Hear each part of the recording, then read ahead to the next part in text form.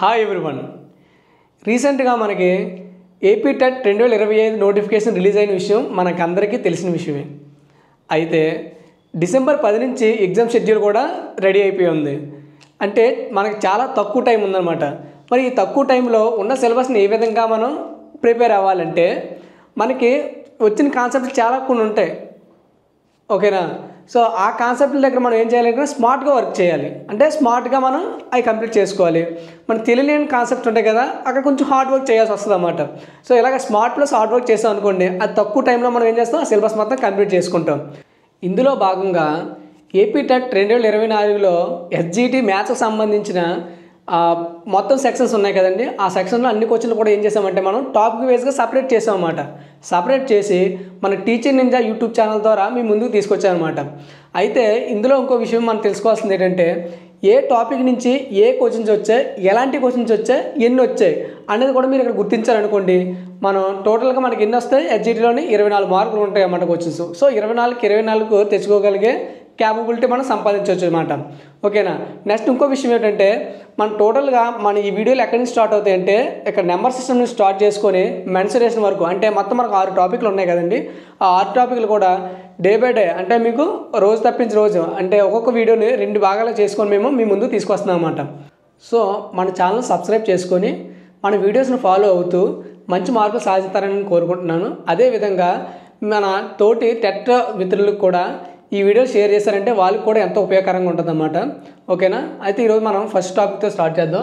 First topic సంఖ్యామానం. సంఖ్యామానం సంబంధించిన first question, శూన్యేతర పూర్ణాంకము మరియు దాని పరపదం యొక్క లబ్ధం ఎల్లప్పుడూ ఒక సరి సంఖ్య అవుద్దా, ఒక బేస్ సంఖ్య అవుద్దా, ఒక ప్రధాన సంఖ్య అవుద్దా, ఒక సంయుక్త సంఖ్య అవుద్దా అనేది దీనికి క్వశ్చన్ అనమాట. అయితే ఫస్ట్ మనకు పూర్ణాంకం అంటే ఏంటి తెలియాలి కదా. పూర్ణాంకం అంటే 0తో మొదలుకొని 1, 2, 3 అండ్ సో ఆన్ n వరకు కొన్ని నెంబర్స్ని ఏమంటామంటే మనం పూర్ణాంకాలు అని అంటాం. మరి శూన్యేతర పూర్ణాంకం అని అన్నాడు. శూన్యేతర పూర్ణాంకం అంటే ఏం చేయాలి, మనం 0ని ఎలిమినేట్ చేసేయాలన్నమాట. 0ని తీసి మిగతా ఉన్న నెంబర్లు అన్నింటి కలిపి మనం ఏమంటాం, శూన్యేతర. ఇది నథింగ్ బట్ నేచురల్ నెంబర్స్ అని కూడా పిలవచ్చు మనం. ఓకేనా? నెక్స్ట్ ఇంకొక పదం ఉంది, అందులో మనకు తెలియని పదం ఏమిటది, పరపదం. పరపదం అంటే ఏమిటి అంటే ఫర్ ఎగ్జాంపుల్గా మనం ఏదైనా ఒక నెంబర్ సెలెక్ట్ చేసుకున్నాం అనుకోండి, 1 తీసుకున్నాం అనుకోండి, దీని పరపదం ఏమవుద్దంటే తర్వాత వచ్చే సంఖ్య అవుతుంది అనమాట. అంటే n అనేది ఒక సంఖ్య అయితే దాని పరపదం ఏమవుద్దంటే n+1 అవుద్ది అనమాట. ఓకేనా? అంటే ఏ నెంబర్ తీసుకున్నా సరే దాని పరపదం ఏమవుతుంది, దాని తర్వాత సంఖ్య పరపదం అనమాట. ఇప్పుడు మనకి ఏమి ఇచ్చాడు, ఒక శూన్యేతర పూర్ణాంకం తీసుకోమన్నాడు, దాని పరపదం తీసుకోమన్నాడు, వారి యొక్క లబ్ధం కనుక్కోమన్నాడు. ఎగ్జాంపుల్ తీసుకుందాం. 3 అనేది ఒక శూన్యేతర పూర్ణాంకమే కదా. ఓకేనా? దాని పరపదం ఏమవుద్ది, 4 అవుద్ది. వీటి యొక్క లబ్ధం ఎప్పుడు ఏమైంది, 12 అంటే సరి సంఖ్య, బేస్ సంఖ్య, ప్రధాన సంఖ్య, సంయుక్త సంఖ్య అవుద్దా, ఖచ్చితంగా అది ఏమవుద్ది, సరి సంఖ్య అవుద్ది అనమాట. అంటే మనకి ఇచ్చిన ఆప్షన్లో ఆప్షన్ ఏ కరెక్ట్ ఆన్సర్ అవుద్ది అనమాట. ఓకేనా? రెండో ప్రశ్న చూడండి. 11చే భాగించబడాలంటే 70169305కు కలపవలసిన కనిష్ట సంఖ్య ఏంటని అడిగాడు. అయితే ఈ ప్రాబ్లం మనం సాల్వ్ చేయాలంటే మనకు 11 డివిజిబిలిటీ రూల్ తెలిసి ఉండాలన్నమాట. సో 11 డివిజిబిలిటీ రూల్ ఏంటంటే ఏదైనా ఒక సంఖ్య ఇచ్చారంటే ఆ సంఖ్యలోని సరి స్థానాల మొత్తము మరియు బేస్ స్థానాల మొత్తం ఏమవ్వాలంటే 0 లేదా, అంటే దాని వ్యత్యాసం 0 లేదా 11 అవ్వాలన్నమాట. అంటే ఫర్ ఎగ్జాంపుల్ చూడండి, 121 ఉంది. ఇది మనం 11చే భాగించబడుతుందని మనకు తెలుసు. కానీ డివిజిబిలిటీ రూల్ ఎలా అప్లై చేయాలంటే ఇప్పుడు సరి స్థానాలు ఏమున్నాయి, ఇక్కడ 2 మాత్రం ఉంది, ఇక్కడ 2 తీసుకోండి. వ్యత్యాసం కదా మనం చేసుకోవాలంటే -r ఎలా తీసుకున్న పర్లేదు. నెక్స్ట్ బేస్ స్థానాల్లో ఉన్నాయి, 2 కలపండి, 1+1. సో దీని యొక్క రెండాటి యొక్క మైనస్ ఏమైంది, 0 వచ్చింది. అంటే 0 లేదా 11 వస్తే మనకు ఇచ్చిన నెంబర్ మొత్తం కూడా 11తో డివిజిబుల్ అవుద్ది అనమాట. సో అలాగైతే ఇప్పుడు మనకి ఇచ్చిన నెంబర్ చెక్ చేయండి ఒకసారి, 70169305. ఓకేనా? సో ఈ మొత్తం ఈ నెంబర్లోని ఇందులో ఈవెన్ ప్లేస్లో అంటే సరి స్థానాల్లో ఏమున్నాయో అండర్లైన్ చేస్తాం చూడండి, అవన్నీ కూడా యాడ్ చేయండి. ఇది ఓకేనా? సో 7+1+9+0 అనమాట. నెక్స్ట్ మైనస్ ఈవెన్ ప్లేస్లో ఉన్నాయి చూడండి, 0+6+3+5. ఓకేనా? సో ఇది మొత్తం సమ్ చేయండి. 9 + 1 10 అయింది, 10 + 7 17. 17 మైనస్ ఇక్కడ 6 + 3 9, 9 + 5 14. దీని డిఫరెన్షియేషన్ ఎంత వచ్చింది? మొత్తం 3 వచ్చింది. సో అంటే ఈ నెంబర్ మొత్తం 11తో డివిజిబుల్ అవ్వాలంటే దీనికి కనిష్టంగా కలపవలసిన సంఖ్య ఎంత అంటే 3 అనమాట. సో మనం 3 ఎప్పుడైతే కలిపామో ఇక్కడ చూడండి 0 ప్లేస్లో 3 పెట్టండి, లేదా 5కి ఒక 3 యాడ్ చేయండి. టోటల్గా 11 వస్తుందా లేదా, అంటే 17 వస్తుందా లేదా, అంటే అది 0 అవ్వచ్చు లేదా 11 అవ్వచ్చు అన్నమాట. ఇలా అయితే మొత్తం ఇచ్చిన నెంబరు 11తో డివిజిబుల్ అవుద్ది. ఇక్కడ చెక్ చేసినట్లయితే మనకు వచ్చిన ఆన్సర్ అయితే 3. సో ఆన్సర్ ఏమవుద్ది? ఏ అవుద్ది అనమాట. ఓకేనా? ఇచ్చిన సమ్ను ఒకసారి చూడండి. క్రింది వానిలో సజాతీ భిన్నాలు ఏంటి అని అడిగారు అన్నమాట. సజాతీ భిన్నాలు ఇక్కడ అయితే ఆప్షన్ చాలా ఇచ్చారు, డిఫరెంట్ ఆప్షన్స్ అయితే ఇచ్చారన్నమాట. అసలు సజాతీ భిన్నాలు అంటే ఏంటి, విజాతీ భిన్నాలు అంటే ఏంటి? సజాతి అంటే ఏంటి, విజాతి అంటే ఏంటి? సజాతి అని పదంలోనే ఉంది. సజ అంటే ఒకే రకమైనవి అని, అంటే హారం ఒకే విధంగా ఒకే సంఖ్య ఉన్న భిన్నాలన్నీ కూడా ఏమవుతాయి అంటే సజాతి భిన్నాలు అవుతాయి. మరి విజాతి భిన్నాలు అంటే ఏంటంటే హారం భిన్నంగా అంటే విభిన్నంగా ఉండాలి, అవి కూడా డిఫరెంట్గా ఉండాలి. విభిన్నంగా ఉన్న భిన్నాలు అన్నట్లు ఏమంటే విజాతి భిన్నాలు అని అంటాం అన్నమాట. సో ఇక్కడ ఇచ్చిన ఆప్షన్ బట్టి మనం ఈజీగా చేసి వచ్చేది ఏది సజాతి భిన్నం ఏది విజాతి భిన్నం అని. ఫస్ట్ ఆప్షన్ చూడండి, ఆప్షన్ ఏలోని డినామినేటర్ ఇక్కడ 6 ఉంది, ఇక్కడ 2 ఉంది, ఇక్కడ 3 ఉంది, ఇక్కడ 4 ఉంది. ఇది సజాతి అవుతుందా? అవ్వదు. కాబట్టి ఈ ఆప్షన్ కాదనమాట. నెక్స్ట్ ఆప్షన్ చూడండి, ఇక్కడ 5 ఉంది, ఇక్కడ 5 ఉంది, ఇక్కడ కూడా 5 ఉంది. మరి లాస్ట్ ఆప్షన్ చూడండి 6 ఉంది, అంటే ఇది కూడా కాదనమాట. అంటే మొత్తం అన్నీ కూడా ఒకటే భిన్నం ఒకటే హారం అయి ఉంటే అవి సజాతి అవుతాయి అన్నమాట. ఇక్కడ ఉన్న ఆప్షన్ చూడండి, ఇక్కడ 3 ఉంది, ఇక్కడ కూడా 3, ఇక్కడ కూడా 3, ఇక్కడ కూడా 3, అంటే ఇవి ఏమవుతాయి? సజాతి భిన్నాలు అడుగుతాం. మనకు వచ్చిన ఏమడిగాడు? సజాతి భిన్నాలే గుర్తించమన్నాడు. కాబట్టి ఇది మన ఆప్షన్ అవుద్దంట. ఆప్షన్ సి ఏమవుద్దంటే కరెక్ట్ ఆన్సర్ అవుద్ది అనమాట. ఓకేనా? సో మీకు లాస్ట్ ఆప్షన్ కూడా మీరు వెరిఫై చేసుకోవచ్చు. ఇక్కడ 2 ఉంది, ఇక్కడ 4, ఇక్కడ 7, ఇక్కడ 3, కాబట్టి ఇది కూడా కాదు. సో ఇలాంటి సింపుల్ ప్రాబ్లమ్స్ అనేవి మన పేపర్ ఓపెన్ చేసినట్టే స్టార్టింగ్లో ఉండవండి, లాస్ట్లో ఉంటాయి. ఇవి మనం ఏం చేస్తామంటే ఫస్ట్లో చూసి ఈ డిఫికల్ట్ సమ్స్ ఉన్నాయని చెప్పేసి మేము స్కిప్ చేసుకుంటూ పోతాం. కానీ లాస్ట్లో ఇలాంటి సింపుల్ ట్రిక్స్ అయిపోయాయి, సింపుల్గా అయిపోయే సమ్స్ ఉంటాయి అన్నమాట. సో వీటిలో ఈజీగా మనం చేసి మార్క్స్ అయితే గెయించవచ్చు అన్నమాట. ఓకేనా? నెక్స్ట్ ప్రాబ్లం చూద్దాం.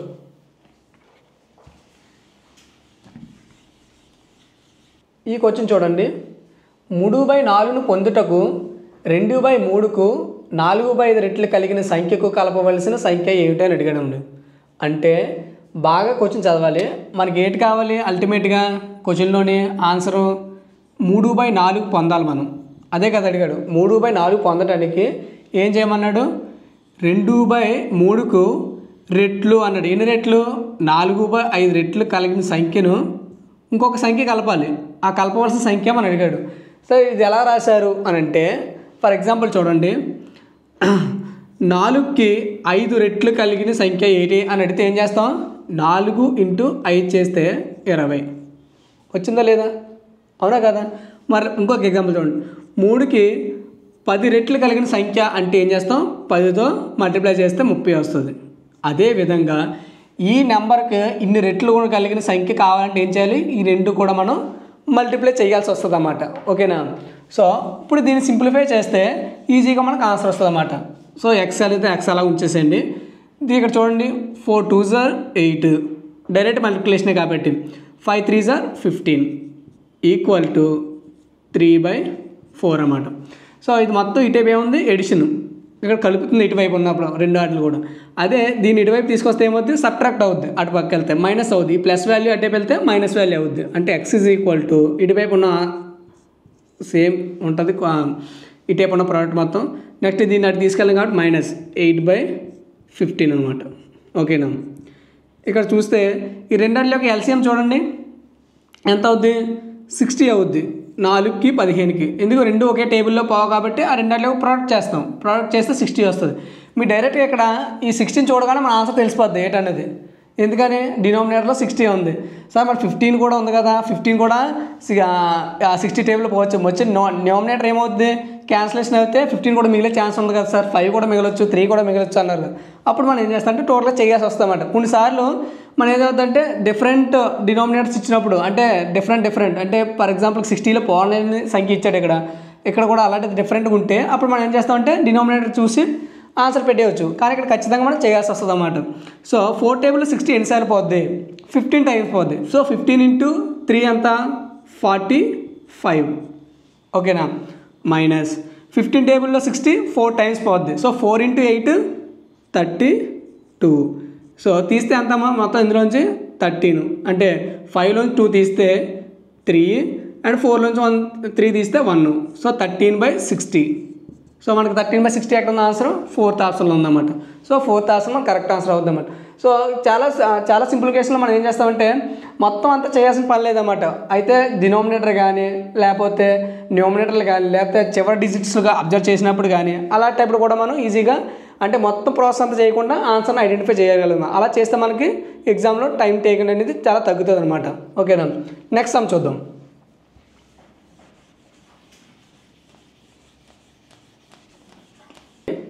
క్రింది వానిలో ఏది ప్రధాన సంఖ్య? అంటే 81, 87, 91, 97 ఇవి మనకి ఇచ్చిన ఆప్షన్స్ అన్నమాట. అసలు ఫస్ట్ ప్రధాన సంఖ్య అంటే ఏంటో మనకు తెలియాలి కదా. ప్రధాన సంఖ్య ఏంటంటే ఒకటి లేదా అదే సంఖ్య కారణాంకాలు గల సంఖ్యనే ప్రధాన సంఖ్య అంటాం అన్నమాట. అంటే సింపుల్గా చెప్పాలంటే ప్రధాన సంఖ్య అంటే వేరే ఏ టేబుల్లో కూడా మనకి రిపీట్ అవ్వదు అన్నమాట, అక్కడ కనిపించదు. ఇంకా సింపుల్గా చెప్పాలంటే వేరే ఏ సంఖ్య చేత కూడా అది భాగించబడదు అనమాట. ఫర్ ఎగ్జాంపుల్ చూడండి, 7 ఉంది, వేరే ఏ టేబుల్ అయినా క్యాన్సిల్ అవుద్దా? అవ్వదు. 1 టేబుల్లో కట్ అవుద్ది లేదా 7 టేబుల్లో మాత్రం అవుద్ది. అంతేగా మనం చెప్పిన డెఫినేషన్ ఒకటి లేదా అదే సంఖ్య కారణాంకం అయితే దాన్ని ఏమంటాం? ప్రధాన సంఖ్య అంటాం. ఓకేనా. ఫర్ ఎగ్జాంపుల్ 9 తీసుకున్నాం అనుకోండి, 9 ఏమవుద్ది? 3 టేబుల్లో కట్ అవుద్ది, అవునా కదా. 1 ఉంది, 3 ఉంది, 9 ఉంది, ఇవన్నీ కూడా ఏమవుతుంది? దీనికి కారణాంకాలు అవుతాయి. కాబట్టి ఇది ఏమవుద్ది? ప్రధాన సంఖ్య కాదనమాట. ఓకేనా. అలాగే ఇక్కడ మన ఆప్షన్ ద్వారా చెక్ చేసుకోవచ్చు. 81 చెక్ చేద్దాం. ఫస్ట్ 81 మనకున్న ఫస్ట్ నెంబర్ ఇది 2తో డివిజిబుల్ అవుద్దా? అవ్వదు. ఎందుకంటే లాస్ట్న ఈవెన్ నెంబర్ లేదు కాబట్టి 2తో డివిజిబుల్. 3తో చెక్ చేద్దాం. సో 3తో చెక్ చేస్తే 3 2s are 6 అవుద్ది, రిమైనింగ్ ఎంత ఉంది? 2 ఉంది. 21 అంటే 7, అంటే ఈ 3 దీనికి కారణాంకం అవుతుంది, 27 కూడా కారణాంకం అవుతుంది. అంటే దీనికి కారణాంకాలు ఉన్నాయి అంటే ఇది ప్రధాన సంఖ్య అవుద్దా కాదా? అవ్వదు, అవును కదా. అంటే ఫస్ట్ ఆప్షన్ మనం ఎలిమినేట్ చేసేవచ్చు. నెక్స్ట్ సెకండ్ ఆప్షన్ చూడండి, 87 కూడా 3తో డివిజిబుల్ చేయండి. కట్ చేస్తే 2 టైమ్స్ చేస్తే 6 వస్తుంది, రిమైనింగ్ 2 ఉంది. 27 అంటే ఎన్నిసార్లు పోతుంది? 9 టైమ్స్ పోతుంది. అంటే ఇది కూడా డివిజిబుల్ అవుతుందంటే ఇది కూడా ప్రధాన సంఖ్య కాదు, అంటే దీన్ని కూడా మనం ఎలిమినేట్ చేయవచ్చు. నెక్స్ట్ 91 చెక్ చేయండి. 91/3 ఎక్కడ చూడండి ఎన్నిసార్లు పోతుంది? డైరెక్ట్గా 3 టైమ్స్ పోతుంది, రిమైనింగ్ 1 మిగిలిపోతుంది, అవునా కదా. అంటే ఇది 3 టేబుల్లో కట్ అవ్వదు. నెక్స్ట్ 5 టేబుల్లో అవుతుందా? అవ్వదు. ఎందుకంటే చివర 5 కానీ 0 కానీ ఉన్నప్పుడు మాత్రం 5తో డివిజిబుల్ అవుద్ది. 7తో చెక్ చేద్దాం. 91/7 చూస్తే 7 1s are 7, రిమైనింగ్ 2 ఉంది, అంటే 21 అయింది. 21 అంటే 3s, అంటే ఇక్కడ 7, 13 ఇవన్నీ కూడా దీనికి ఏమవుతాయి? కారణాంకాలు అవుతున్నాయి. అంటే ఇది కూడా మనకి ప్రధాన సంఖ్య కాదు. అంటే 3 కాదన్నప్పుడు మనకు 4వ ఆప్షన్ అవుద్ది. సో మనకి డి అనేది ఆప్షన్ అవుద్ది అన్నమాట. 97 అనేది ఏ టేబుల్లోని పోదు, కాబట్టి 97 అనేది ప్రధాన సంఖ్య అవుద్ది అనమాట. ఓకేనా. నెక్స్ట్ టైం చూద్దాం. ఇచ్చిన క్వశ్చన్ చదవండి ఒకసారి. 7, 49, 343ల కసాగు అని అడిగారండి. ఓకేనా. అసలు కసాగు అంటే ఏంటి? కనిష్ట సామాన్య గుణిజం. ఇంగ్లీష్లో ఏమంటాం? లీస్ట్ కామన్ మల్టిప్లైర్ అని చెప్పేసి అనమాట. మరి ఇంతకుముందు చెప్పుకున్నాం ఏమని? ఎల్సిఎంని ఏ విధంగా ఫైండ్ అవుట్ చేయాలి అని చెప్పేసి. మనం ఒకసారి కావాలనుకుంటే మన షార్ట్స్లో ఉంటుంది, ఒకసారి వెళ్ళి చెక్ చేయొచ్చు అన్నమాట. ఎల్సిఎంని ఏ విధంగా ఫైండ్ అవుట్ చేయొచ్చు అంటే ఫర్ ఎగ్జాంపుల్గా చెప్తున్నాను, 2, 4 and 8 అని ఉంది. ఇందులో మనం చెప్పాం ఏమని? ప్రధాన సంఖ్యలు ఉన్నాయో లేవో చెక్ చేసుకోమని చెప్పాము. ఇంకో విషయం ఏంటంటే అందులో హైయెస్ట్ నెంబర్ ఏదైతే దాన్ని బేస్ చేసుకొని చెప్పాలని చెప్పాం. ఇందులో ఏమన్నా ప్రధాన సంఖ్యలు ఉన్నాయా? లేవు కదా. కాబట్టి హైయెస్ట్ నెంబర్ బేస్ చేసుకుంటాం. 8 అనేది ఈ రెండాటిలో డివిజిబుల్ అవుతుందో లేదో చెక్ చేసుకోవాలని చెప్పాము అప్పుడు. ఓకేనా. అంటే 2లో 8 డివిజిబుల్ అవుతుంది, అలాగే 4లో కూడా 8 డివిజిబుల్ అవుతుంది. అంటే ఎల్సిఎం డైరెక్ట్గా మనం ఏ రాయొచ్చు? 8 అని చెప్పొచ్చు అనమాట. ఓకేనా. అదే రూల్ని మనం ఇక్కడ అప్లై చేద్దాం. ఏదది? నెంబర్స్ ఇచ్చిన నెంబర్ 7 ఉంది, 49 అండ్ 343. ఓకేనా. ఇక్కడ చూడండి, ఇప్పుడు ఇందులోని 7 అనేది ప్రైమ్ మెంబరే, అవునా కదా. నెక్స్ట్ ఉంది కదా అని చెప్పేసి మిగతా వాటిని ఎలిమినేట్ చేయకుండా మనం ఏం చేద్దామంటే హైయెస్ట్ నెంబరు ఇందులో డివిజిబుల్ అవుతుందో లేదో చెక్ చేసుకుందాం సింపుల్గానే. ఓకేనా. అలా చేసుకుంటే ఇంకా ఆన్సర్ వచ్చేస్తుంది కదా మనకి. ఎక్కువసారి టైం తీసుకోకుండా ఈ విధంగా చేయొచ్చు అనమాట. సో 343 అనేది 49లో ఎన్నిసార్లు పోద్ది? చెక్ చేయండి. 343/49. ఇంక డైరెక్ట్ మల్టిప్లై చేసుకోవాలి, ఎందుకంటే మొత్తం 3 డిజిట్స్ చూసుకొని మనం చేయాలి కాబట్టి. 49 × 7 చేయండి, ఎంత వచ్చింది? కట్ చేస్తే 7 టైమ్స్ అయితే పోతుంది. అలాగే 7 టేబుల్లో ఎన్నిసార్లు పోతుంది 49 టైమ్స్ పోతుంది.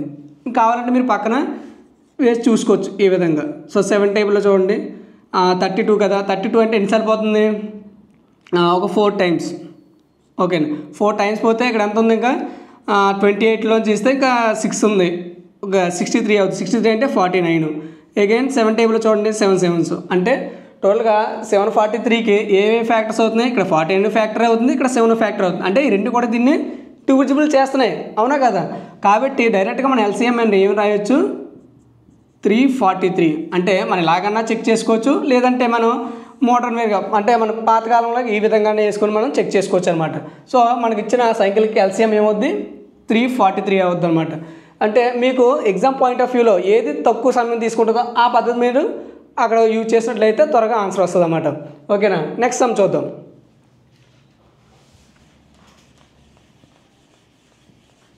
ఇక్కడ ఇచ్చిన సమ్ను ఒకసారి చూడండి. -1/3 -2/9 మరియు -5/3ల ఆరోహణ క్రమం అని అడిగారు.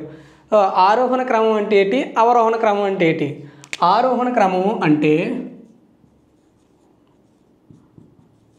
ఆరోహణ క్రమము అంటే ఏంటంటే చిన్న సంఖ్య నుంచి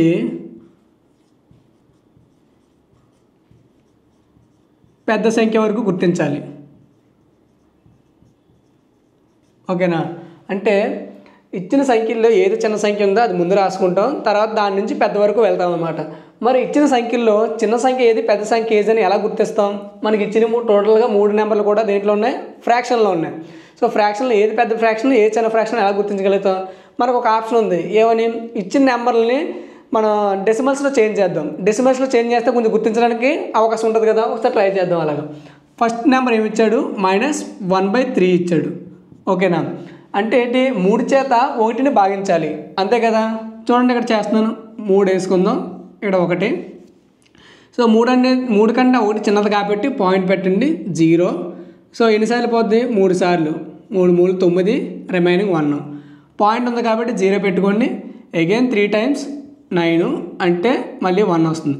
అండ్ సో ఆన్ ఇంకెలా వస్తూనే ఉంటుంది. అంటే దీని వాల్యూ అంత మనకి -0.3 అప్రాక్సిమేట్ వాల్యూ రాసుకుందాం మనం, ఎందుకంటే మనకి ఏది చిన్నది ఏది పెద్దో చెప్పాలి కాబట్టి అప్రాక్సిమేట్ వాల్యూ అయితే సరిపోద్ది అనమాట మనకి. నెక్స్ట్ రెండో నెంబర్ ఏమి ఇచ్చాడు, -2/9. -2/9 అంటే 9 చేత 2ని డివిజన్ చేయాలి. పాయింట్ పెడతావు 0 అవుద్ది. ఎంతలో పోద్ది, 2 టైమ్స్ తీసుకుంటే 18, రిమైనింగ్ 2. ఇంకా సేమ్ మళ్ళీ అదే వస్తుంది కాబట్టి అక్కడ ఆపేద్దాం. ఇది దీని వాల్యూ -0.2 అప్రాక్సిమేట్లీ. ఓకేనా. నెక్స్ట్ నెంబర్ ఏమి ఇచ్చాడు, -5/3. ఇక్కడ మీరు ఒకటి అబ్జర్వ్ చేయొచ్చు, ఏమని, 3 అనేది 5 కంటే చిన్నదా పెద్దదా, 5 కన్నా చిన్నది. అంటే వచ్చే వాల్యూ ఏముంది, పెద్దగానే కనిపిస్తుంది, అవునా కదా. చేయండి ఎన్నిసార్లు, ఇక్కడ డైరెక్ట్గా మీరు కట్ చేసేస్తాను చూడండి. 3 టేబుల్లో 3 1s 3, రిమైనింగ్ ఎంత ఉంది 2 కాబట్టి పాయింట్ పెట్టాను 0. సో 20 అంటే ఎన్నిసార్లు పోద్ది 6 టైమ్స్. సో మైనస్ ఉంది కాబట్టి టోటల్గా నేను మైనస్ వేసి 1.6, ఇది కూడా అప్రాక్సిమేట్ వాల్యూ మనకి. ఓకేనా. ఇప్పుడు మనకి అన్నీ కూడా డిజిట్లో కన్వర్ట్ చేసాం డెసిమల్స్లోకి. ఓకేనా. డిజిట్స్ వచ్చాయి, మన చివరున్న డిజిట్స్ బట్టి మనం ఈజీగా ఐడెంటిఫై చేద్దాం. ఏ విధంగా చేద్దాం, ఏమన్నాడు, ఆరోహణ క్రమం అంటే ఏం చేయాలి, చిన్న సంఖ్య నుంచి పెద్ద సంఖ్య. మరి ఇక్కడ మైనస్ వాల్యూలు అన్నీ కూడా ఉన్నాయి, అన్నీ ఒకే మైనస్ వాల్యూలు. 0.03 పెద్దదా, 0.02 పెద్దదా, 1.6 పెద్దదా. ఓకేనా.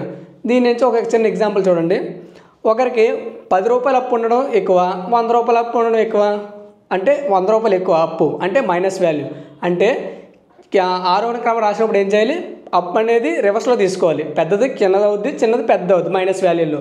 కాబట్టి ఇక్కడ పెద్ద సంఖ్య అంటే ఆరోహణ చిన్న సంఖ్య ఏమవుద్ది, ఇక్కడ మైనస్ ఎక్కువ అప్పు ఉండాలి. అంటే ఈడు అంటే 1.6 -1.6 అని. నెక్స్ట్ ఎవరున్నారు, దానికంటే ఎక్కువ అప్పు ఉన్నవాడు ఎదును కాబట్టి -0.3 అన్నట్టు. నెక్స్ట్ లాస్ట్ది 0.2. సో ఇవే ఆన్సర్ మనకి ఇదిలా డినోట్ చేస్తాడు, ఇక్కడ అలా డినోట్ చేయలేదు. మరి ఈ నెంబర్ దేని నుంచి తీసుకొచ్చాం మనం, -5/3. సో దీని ప్లేస్లో మనం ఏం రాయాలి, -5/3. నెక్స్ట్ -0.3 ఆ ప్లేస్లో -1/3. నెక్స్ట్ -0.2 ప్లేస్లోని -2/9. సో ఈ ఆన్సర్ ఎక్కడ ఉందో మనం ఐడెంటిఫై చేయండి. ఆప్షన్ 1లో ఉందన్నమాట. సో మనకి ఇచ్చిన సమ్స్ను ఫ్రాక్షన్లో ఉన్నప్పుడు డెసిమల్స్ ఫామ్లో కానీ లేకపోతే ఏమైనా కట్ అయ్యే ఛాన్స్ ఉంటే కట్ చేసి అప్పుడు రిమైనింగ్ ఆన్సర్ కానీ మనం చేసుకోవాలన్నమాట. అలా చేసుకుంటేనే మన ఆన్సర్ని ఈజీగా ఫైండ్ అవుట్ చేయగలుగుతాం. లేదంటే ఫ్రాక్షన్ ఇచ్చినప్పుడు ఏమవుద్ది, మొత్తం అన్నిట్లు కూడా మనం ఎల్సీఎంలు చేయాలి, చాలా పెద్ద ప్రాసెస్ అయిపోద్ది అన్నమాట. అలా కాకుండా ఇలా చేసుకున్నట్లయితే మనం సింపుల్గా చేయొచ్చు అన్నమాట. ఓకేనా, నెక్స్ట్ ప్రాబ్లం చూద్దాం.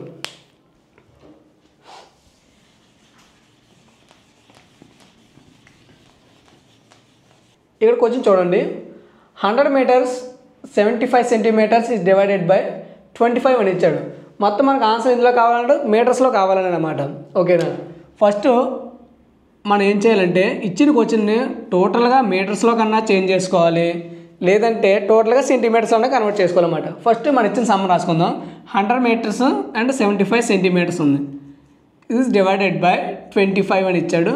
మనకి ఏం కావాలి, మీటర్స్లో ఆన్సర్ కావాలి. కాబట్టి మొత్తం క్వశ్చన్ మొత్తాన్ని కూడా మీటర్స్లో కన్వర్ట్ చేద్దాం. ఇక్కడ 2 పార్ట్లుగా డివైడ్ చేస్తాం చూడండి. దీన్ని ఇలా ఒక పార్ట్గా చేసుకోండి, నెక్స్ట్ ఈ విధంగా ఇంకో పార్ట్ చేయండి. అప్పుడు 100 meter by 25.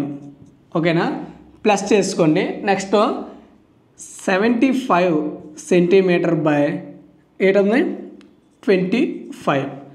ఓకేనా, నెక్స్ట్ ఇక్కడ చూడండి 25 ఎన్నిసార్లు పోద్ది, 4 times పోద్ది. సో 4 meters ప్లస్ ఇది 3 centimeters. ఓకేనా, ఇక్కడ క్యాన్సిల్ చేస్తే 25 ones 25 3s, మొత్తం 3 meters వచ్చింది, 3 centimeters వచ్చింది, 4 meters వచ్చింది. మనకి ఎందులో కావాలన్నాడు ఆన్సర్, టోటల్గా మీటర్స్లో కావాలన్నాడు. మీటర్స్లో కన్వర్ట్ చేద్దాం. ఇది మీటర్స్లో ఉంది కాబట్టి కన్వర్ట్ చేసిన పని లేదు. 3 centimetersని మీటర్స్లో కన్వర్ట్ చేయదు. ఒక మీటర్కి ఎన్ని సెంటీమీటర్లు ఉంటాయి, 100 ఉంటుంది అంతే కదా, 100 centimeters.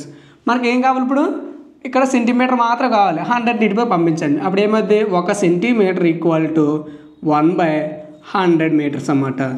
ఓకేనా, అంటే ఇక్కడ 3 centimeters ఉంది కదా, కాబట్టి ఏమవుద్ది, దీని ప్లేస్లో రీప్లేస్ చేస్తాం చూడండి. 3 × 1/100 meters. ఓకేనా, అర్థమైంది ఇక్కడికి.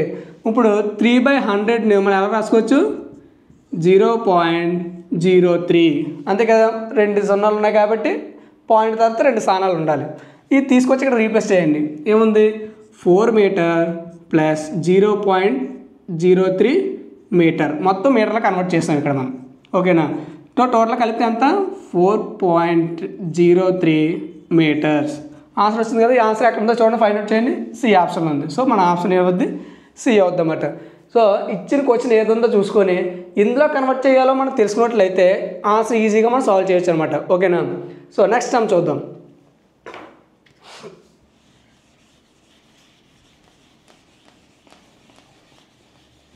ఇచ్చిన సమ్ ఒకసారి చదవండి. 5 అంకెల అతిపెద్ద సంఖ్య యొక్క పూర్వ సంఖ్య మరియు 4 అంకెల అతిపెద్ద సరి సంఖ్యల మొత్తం అని అడిగాడు. ఇక్కడ చూడండి, మేము క్వశ్చన్ బాగా చదవకపోతే అందరూ కూడా ఏం చేస్తారంటే రాంగ్గా డినోట్ చేస్తాం. క్వశ్చన్ బాగా అర్థం చేసుకోండి, ఇండైరెక్ట్గా ఇచ్చాడు క్వశ్చన్ అన్నమాట. ఫస్ట్ స్టేట్మెంట్ చదవండి. 5 అంకెల పెద్ద సంఖ్య. 5 అంకెల పెద్ద సంఖ్య అంటే మనకు తెలుసు, ఏది 5 9 ఉండాలని. ఓకేనా, అందులో ఏమన్నాడు, యొక్క పూర్వ సంఖ్య అన్నాడు. దీనికంటే పూర్వ సంఖ్య అంటే ఏంటి, ఇంతకుముందు చదువు మనం. పరసంఖ్య అంటే ఏంటో, పరసంఖ్య అంటే ఏం చేస్తాం, n ఉంటే n+1 అనేది పరసంఖ్య అవుద్ది దీనికి. మరి పూర్వ సంఖ్య ఏమవుద్ది అంటే n-1 అవుద్ది అనమాట. ఓకేనా, n అనేది ఒక సంఖ్య తీసుకుంటే దాని పూర్వ సంఖ్య పరసంఖ్య ఏమో n+1 అవుద్ది, పూర్వ సంఖ్య ఏమో n-1 అవుద్ది. అంటే దీని నుంచి దీని యొక్క పూర్వ సంఖ్య ఏమవుద్ది, 99998 అవుద్ది, ఒకటి తీస్తాం కాబట్టి. ఓకేనా, ఇది మనకు ఫస్ట్ స్టేట్మెంట్కి సాటిస్ఫై చేసాం. ఓకేనా, సెకండ్ స్టేట్మెంట్కి వద్దాం. 4 అంకెల అతిపెద్ద సరి సంఖ్య అని అన్నాడు. ఓకేనా, మామూలు 4 అంకెల పెద్ద సంఖ్య ఏది, ఇది అంటే 4 9 ఉంటాయి, అంటే 9999 అని. మరి దీనికి ముందున్న సరి సంఖ్య ఏమవుద్ది, ఇది సరి సంఖ్య బేస్ సంఖ్య ఎందుకంటే చివరి 9 ఉంది కాబట్టి ఒకటి తగ్గించేద్దాం. ఏమవుద్ది అప్పుడు 9998 అవుద్ది. ఇది సరి సంఖ్య కాదా, అంటే అతిపెద్ద 4 అంకెల సరి సంఖ్య ఏమవుద్ది, 9998 అన్నమాట. మనం రెండో స్టేట్మెంట్ కూడా సాటిస్ఫై చేసాం. ఓకేనా, ఇప్పుడు ఆయన ఏమడిగాడు, ఈ రెండాట్ల యొక్క సంకలనం అంటే యాడింగ్ ఎంతో అని అడిగాడు అన్నమాట. యాడ్ చేద్దాం. మేము మొత్తం యాడ్ చేసుకొని చేయాలా అంటే సింపుల్ చేయాల్సిన పని లేదు. ఆన్సర్ ఒకసారి అబ్జర్వ్ చేయండి. చివరి డిజిట్ చూడండి, 1,09,999 లాస్ట్ 9 ఉంది, ఇక్కడ 8 ఉంది, ఇక్కడ 7 ఉంది, ఇక్కడ 6 ఉంది. ఈ రెండు కలిపి చూడండి, ఇక్కడ 8 కలిపాం, 8 ఎంత అవుతుంది, లాస్ట్ డిజిట్ 16 కాబట్టి 6 అవుద్ది. అంటే డైరెక్ట్గా మనం చూసి పెట్టవచ్చు కళ్ళు మూసుకొని 1,09,996 అని చెప్పేసి.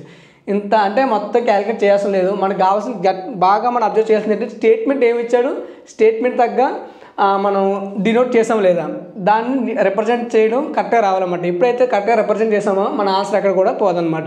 ఆ రిప్రజెంటేషన్ దగ్గర చాలామంది అనేది మార్క్ కోల్పోతారు. అలా కాకుండా మనం ఏం చేయాలంటే సమంతా చేయాల్సిన పని లేదు, జస్ట్ ఏం చేస్తాం, ఆ ఇచ్చిన స్టేట్మెంట్స్ కరెక్ట్గా సూటబుల్ అయ్యే నెంబర్ అనేది మనం డినోట్ చేస్తాం, లాస్ట్ డిజిట్ మనం టాలీ చేసుకుంటే సరిపోయింది కదా, మొత్తం ఆన్సర్ అయితే చేయాల్సిన పని లేకుండా పోయింది కదా. సో ఈ విధంగా చేయవచ్చు అన్నమాట. ఓకేనా, నెక్స్ట్ సమ్ చూద్దాం.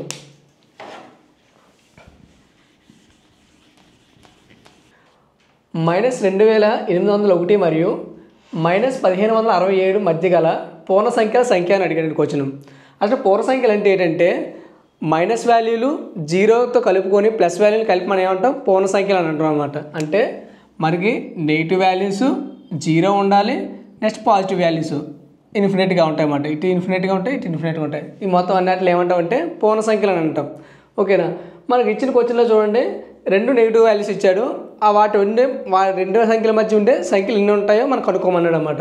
దీనికంటూ మనకు ఒక ఫార్ములా ఉందన్నమాట. అదేంటంటే det of a minus b minus 1 అనమాట. సో ఏ వాల్యూగా మనం పైన ఉన్న 2 అంకెలు ఏ అంకె తీసుకున్నా పర్వాలేదు, అలాగే b రిమైనింగ్ 1 తీసుకుంటాం అనమాట. సో ఏని మనం ఏం కన్సిడర్ చేద్దామంటే a ఈక్వల్ టు -2,801గా తీసుకుందాం. నెక్స్ట్ b వాల్యూ -1,567 తీసుకొని ఇందులో సబ్స్టిట్యూట్ చేయండి జస్ట్. సో డెట్ ఆఫ్ -2,801, ఇక్కడ మైనస్ ఆల్రెడీ ఉంది కాబట్టి మైనస్ వేస్తాం. నెక్స్ట్ ఇక్కడ ఉన్న మైనస్ ఉంది కాబట్టి బ్రాకెట్ ఓపెన్ చేసి -1,567 డెట్ క్లోజ్ అండ్ మైనస్ ఉంది -1 సేమ్ అలాగే డినోట్ చేద్దాం. నెక్స్ట్ ఇక్కడ చూడండి మైనస్ మార్చాల్సిన పని ఏం లేదు, డెట్ అలా ఉంచండి -2,801. ఇక్కడ మైనస్ ఇంటూ మైనస్ ఏమవుద్ది, ప్లస్ అవుద్ది. So plus 1,567 det of -1. So ఇక్కడ మైనస్ వాల్యూ ఉంది, మైనస్లోంచి ప్లస్ వాల్యూ తీసేయండి మొత్తం టోటల్గా. తీస్తే -1200 ఎంత వస్తుంది, 34 వచ్చింది. జాగ్రత్తగా తీస్తామని. ఓకేనా, నెక్స్ట్ -1. డెట్ మీనింగ్ ఏంటి, డెట్ అంటే లోపల ఉన్న వాల్యూ మైనస్ అవ్వచ్చు ఆర్ ప్లస్ అవ్వచ్చు, ఏ సంఖ్య అయినా సరే అది ఏమవుద్ది, పాజిటివ్గా కన్వర్ట్ అవుద్ది. సో ఆ డెట్ మనం రిమూవ్ చేస్తే అది ప్లస్ వాల్యూగా అయింది. సో 1234 -1. సో టోటల్గా తీస్తే 1233 అనమాట. అంటే మనకి ఇచ్చిన సంఖ్యలు ఏమున్నాయి, -2,801 -1,567 సంఖ్యల మధ్య ఎన్ని సంఖ్యలు ఉంటాయంటే 1233 సంఖ్యలు ఉంటాయన్నమాట. మన ఆప్షన్లో చూడండి ఎక్కడ ఉందో ఆప్షన్, ఆప్షన్ బి. సో మనకి ఇచ్చిన ఆన్సర్లో బి అనేది కరెక్ట్ అవుద్ది అన్నమాట. ఓకేనా, నెక్స్ట్ సమ్ చూద్దాం. చూడండి,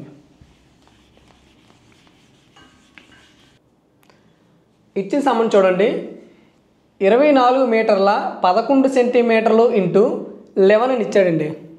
ఓకేనా, అంటే మొత్తం ఇచ్చిన క్వశ్చన్లో మీరు అబ్జర్వ్ చేయాల్సిన థింగ్ ఏంటంటే మీటర్స్ ఉన్నది, సెంటీమీటర్స్ ఉన్నది. ఓకేనా, ఈ రెండాట్ల మధ్య ఉన్న రిలేషన్ మనకు తెలియాలి. ఒక మీటరు ఎన్ని సెంటీమీటర్లు వస్తుంది, మనకి 100 సెంటీమీటర్స్ వస్తుంది. అదే మనకు సెంటీమీటర్ కావాలంటే ఈ 100 ఇటుపై పంపితే సరిపోద్ది. అంటే 1 centimetre is equal to 1/100 metres అనమాట. సో ఈ రిలేషన్ ఎప్పుడైతే మనకు తెలుస్తుందో ఈ క్వశ్చన్ ఈజీగా మనం సాల్వ్ చేయొచ్చు అన్నమాట. మనకి ఇచ్చిన క్వశ్చన్ రాద్దాం ఒకసారి. 24 మీటర్స్ 11 సెంటీమీటర్స్ ఇంటూ 11 ఇచ్చాడు.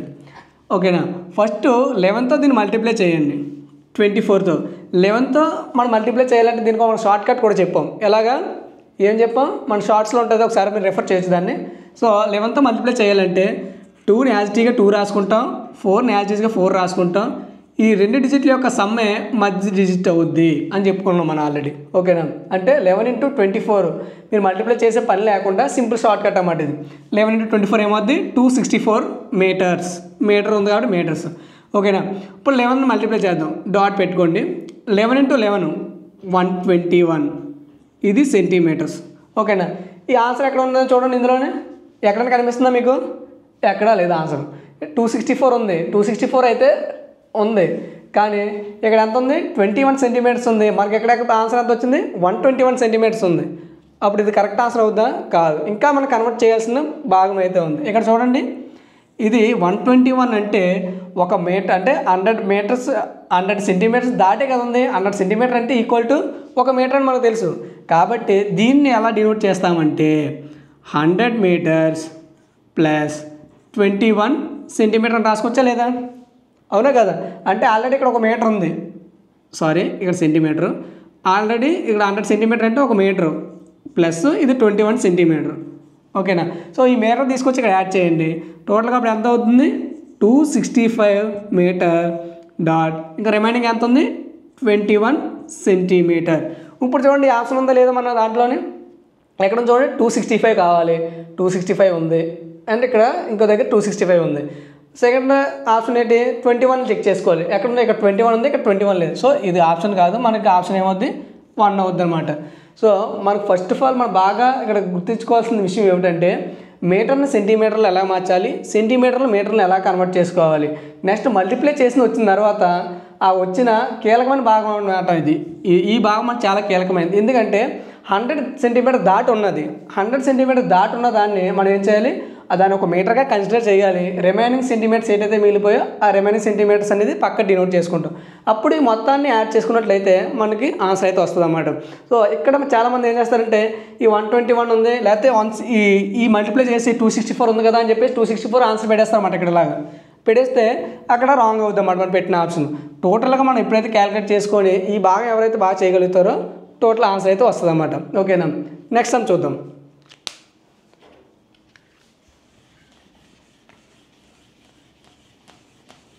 ఇక వచ్చిన క్వశ్చన్ చూడండి. 3684ను భాగించే సంఖ్యలు అని ఇచ్చారన్నమాట. ఆప్షన్ ఒకసారి అబ్జర్వ్ చేయండి. 2,8 ఇచ్చాడు, 3,4, 6,9, 4,9 అనమాట. సో ఈ క్వశ్చన్ సాల్వ్ చేయాలంటే ఫస్ట్ మనకు తెలియాల్సింది ఏంటంటే డివిజిబిలిటీ రూల్స్ తెలియాలి. ఓకేనా? సో ఫస్ట్ ఇచ్చిన నెంబర్ రాసుకోండి 3, 6, 8, 4. సో ఇచ్చిన నెంబర్ నుంచి మనం ఏం చేద్దాం అంటే త్రూ ఆప్షన్ ద్వారా వెళ్దాం. ఏ ఆప్షన్ ద్వారా అయితే అయిపోద్దో మనం అక్కడ ఆపేయచ్చు అనమాట. సో ఫస్ట్ చూడండి, ఫస్ట్ ఆప్షన్లోనే 2 ఉంది. 2 డివిజిబిలిటీ రూల్ ఏంటి, ఇచ్చిన సంఖ్యలోని చివరి డిజిట్ ఈవెన్ నెంబర్ అయితే సరిపోద్ది అనమాట. సో ఇక్కడ ఇచ్చిన నెంబర్ చూడండి, లాస్ట్ సంఖ్య సరి సంఖ్య అయింది, అదే ఈవెన్ నెంబర్ అయింది. కాబట్టి 2తో డివిజిబుల్ అవుతుందా లేదా? అవుతుంది. ఓకేనా? నెక్స్ట్ 8తో చెక్ చేయండి. ఓకేనా? 8 డివిజిబిలిటీ రూల్ తెలియాలి కదా మనకి. 8 డివిజిబిలిటీ రూల్ ఏంటంటే ఇచ్చిన నెంబర్లో లాస్ట్ 3 డిజిట్స్ 8తో డివిజిబుల్ అయ్యిందంటే టోటల్ నెంబర్ 8తో డివిజిబుల్ అవుద్ది అన్నమాట. అవుతుందో చెక్ చేద్దాం. 6, 8, 4 divided by 8. So 8 table cut చేయండి. 8 8s are 64. ఓకేనా? రిమైనింగ్ 4 ఉంది అంటే 4 ఇక్కడ 4 టోటల్ 44. 44 8లో డివిజిబుల్ అవుద్దా? అవ్వదు. కాబట్టి ఇక్కడ మనకి ఏమైంది, ఈ ఆప్షన్లో రాంగ్ అయిందన్నమాట. అంటే 2,8లోని ఈ రెండాట్లో కలిపి ఈ సంఖ్య డివిజిబుల్ అవ్వలేదు, అంటే ఫస్ట్ ఆప్షన్ అవ్వట్లేదు. ఓకేనా? నెక్స్ట్ సెకండ్ ఆప్షన్కి వద్దాం. సెకండ్ ఆప్షన్ ఏముంది, 3 ఉంది. 3 డివిజిబిలిటీ రూల్ ఏముంది, ఇచ్చిన డిజిట్స్ మొత్తం సమ్ చేస్తే ఆ వచ్చిన సమ్ ఏదైతే ఉందో 3తో డివిజిబుల్ అయితే సరిపోద్ది అనమాట. అంటే ఇప్పుడు ఏమవ్వాలి, 3 + 6 + 8 + 4 చేయండి. 3 + 6 చేస్తే 9 అయింది. 9 + 8 17, 17 + 4 21. 21 3లో డివిజిబుల్ అవుద్దా లేదా? అవుతుంది. కాబట్టి 3తో ఇచ్చిన నెంబర్ మొత్తం డివిజిబుల్ అవుద్ది అన్నమాట. ఓకేనా? నెక్స్ట్ సెకండ్ ఆప్షన్ ఏంటి, దాంట్లోని 4 యొక్క డివిజిబిలిటీ రూల్ ఏంటి అంటే ఇచ్చే నెంబర్లో లాస్ట్ 2 డిజిట్స్ 4తో డివిజిబుల్ అయితే చాలు అన్నమాట. ఆ టోటల్ నెంబర్ 4తో డివిజిబుల్ అవుద్ది. ఇది చెక్ చేద్దాం. 84ని చెక్ చేద్దాం. 84/4. So 4 2s are 8 and 4 1s are 4 అంటే 21. అంటే డివిజిబుల్ అయిందా లేదా? అంటే ఇక్కడ చూస్తే సెకండ్ ఆప్షన్లో 2 వాటితో కూడా డివిజిబుల్ అయింది. వాడు అడిగిన క్వశ్చన్ అదే కదా, ఏమన్నాడు 3684 అనేది ఏ సంఖ్యలతో డివిజిబుల్ అవుద్ది అన్నాడు. ఇక్కడ మనకు సాటిస్ఫై అయిపోయింది కాబట్టి ఇక్కడ తాపి వచ్చామంట మనకు క్వశ్చన్. ఓకేనా? నెక్స్ట్ కొంచెం చూద్దాం. 2/5 మరియు 1/3 సంఖ్యల వృత్క్రమాల మొత్తం ఎంత అని అడిగారు. మనకు ఆప్షన్ ఏమి ఇచ్చారు చూడండి, 11/15, 11/2, 17/6, 17/5 ఇచ్చారన్నమాట. సో వృత్క్రమం అంటే ఏంటో మనకు తెలియాలి కదా. దాన్ని ఇంగ్లీష్లో ఏమంటామంటే రెసిప్రోకల్ అని అంటామన్నమాట. అంటే ఫర్ ఎగ్జాంపుల్కి A/B అని ఉందనుకోండి, దాన్ని రెసిప్రోకల్ ఏమని రాస్తామంటే B/A అంటాం. అంటే న్యూమినేటర్ డినోమినేటర్ అవుద్ది, డినోమినేటర్ న్యూమినేటర్ అవుద్ది అన్నమాట. అదే రెసిప్రోకల్ అంటే. మనకి ఇచ్చిన నెంబర్లు ఏమి ఇచ్చారు చూడండి, 2/5 ఇచ్చాడు. సో 2/5 రెసిప్రోకల్ ఏమవుద్ది, 5/2 అవుద్ది, అవునా కదా. నెక్స్ట్ 1/3 రెసిప్రోకల్ ఏమవుద్ది, 3/1 అవుద్ది. అది మన క్వశ్చన్లో ఏమి ఇచ్చాడంటే ఆ రెండు యొక్క మొత్తం అడిగాడు, అంటే ప్లస్ చేయాలి మనం. అంటే 5/2 ప్లస్ 3/1. ఓకేనా. ఇక్కడ చూడండి డినామినేటర్ ఇక్కడ 2 ఉంది, ఇక్కడ 1 అవుతుంది. అంటే రెండాటికి ఎల్సిఎం తీసుకో. ఎల్సిఎం ఏమవుతుంది మనకి 2 అవుతుంది రెండాటికి. ఓకేనా. సో 2 టేబుల్లో 2 ఎన్నిసార్లు పోద్ది, 1 టైం పోద్ది. 1 × 5 చేయాలి, అప్పుడు ఏమవుద్ది, ఆన్సర్ 5 అయింది. ప్లస్ మరి 1 టేబుల్లో 2 ఎన్నిసార్లు పోద్ది, 2 టైమ్స్ పోద్ది. సో 2 × 1 6. సో టోటల్ చేస్తే 5 + 6 ఎంత అయింది, 11. సో 11/2 చూడండి ఎక్కడ ఉంది ఆప్షన్ మనకి, 11/2 ఇన్ బి ఆప్షన్. సో ఇంత ఈజీగా మనం క్యాలిక్యులేట్ చేయొచ్చు అనమాట. ఓకేనా. నెక్స్ట్ టైం చూద్దాం.